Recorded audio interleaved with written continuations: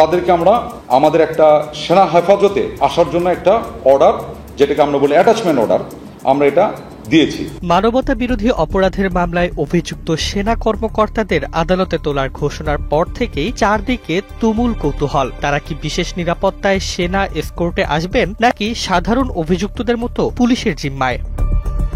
সেনাবাহিনীর আগের ঘোষণা সেনা হেফাজতেই আদালতে নেওয়া হবে এই কৌতূহলকে আরো উস্কে দিয়েছিল, কিন্তু ঘটনা প্রবাহের চূড়ান্ত দৃশ্য হল সম্পূর্ণ উল্টো। ভোরবেলায় পুরনো হাইকোর্ট প্রাঙ্গণে ঢুকে পড়ল পুলিশের সবুজ কারাভ্যান।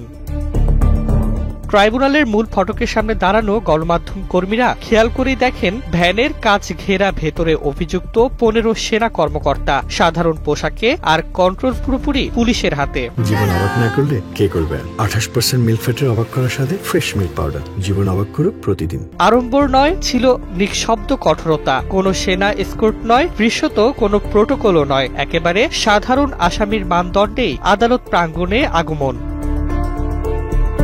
আইন বিশেষজ্ঞরা বলছেন এটাই আইনের যুক্তি। গ্রেপ্তারি পরোয়ানার শর্ত অনুযায়ী কাস্টডি বলতে রাষ্ট্রীয় হেফাজতকেই বোঝায়, আর রাষ্ট্রের কাস্টডি মানেই পুলিশ। সেনা ইউনিটে অ্যাটাচড থাকা আর আদালতে হাজির হতে প্রডিউস হওয়া দুটি সম্পূর্ণই ভিন্ন ধাপ। সেই আইনি ব্যবস্থাই শেষ পর্যন্ত আজকের পুরো প্রক্রিয়া নির্ধারণ করেছে।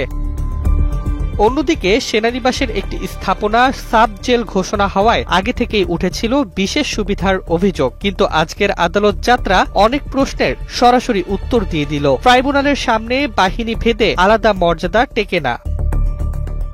পর্যবেক্ষকদের অভিমত, আজকের এই পুলিশি হেফাজতই দেখিয়ে দিল যুদ্ধাপরাধ ধর্মী অভিযোগের বিচারকালে আইনি সর্বোচ্চ ইউনিফর্ম নয়। ডেস্ক রিপোর্ট, জয় জয় দিন।